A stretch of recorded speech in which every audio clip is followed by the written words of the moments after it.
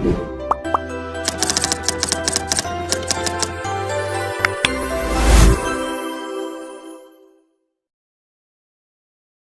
दोस्तों, welcome to ट्रांजेंट academy. तो friends, आशा राखું છું તમે બધા મજામાં છો, મસ્ત છો।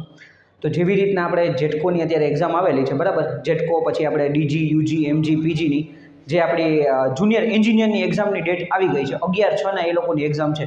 તો ઘણા બધા વિદ્યાર્થી મિત્રોને પ્રશ્ન છે ભાઈ PA1ની એક્ઝામ એની સાથે છે। તો પહેલા વસ્તુ એ કહી દઉં કે ભાઈ PA1ની એક્ઝામની ડેટ હજી આવી નથી, બરાબર। જે લોકો જેટકોની અંદર ફોર્મ ભર્યું છે પ્લાન્ટ એટેન્ડન્ટ 1ની અંદર, તો એની એક્ઝામ ડેટ આવી નથી।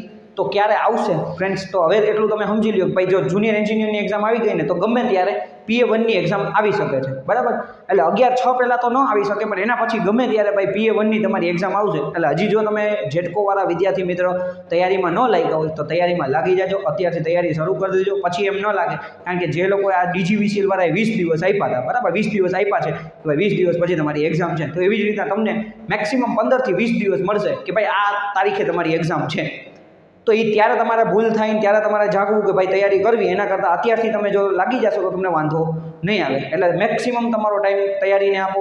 રિઝનિંગ છે, મેથ્સ છે, બરાબર, કોમ્પ્યુટર, ગુજરાતી અને ત્યાર પછી આપણે જે ઇંગ્લિશ છે, તો બધું તમે પ્રિપેરેશન કરો વ્યવસ્થિત રીતે, તો તમને વાંધો ના આવે, બરાબર। એટલે એટલું જ કહું છું, હજી ડેટ ક્યારે આવશે ફિક્સ નથી, પણ ટૂંક સમયમાં આવી જશે।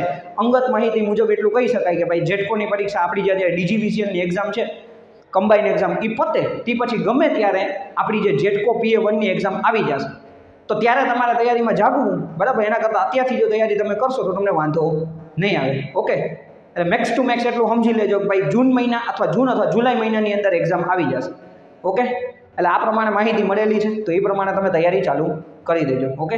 Thank you friends.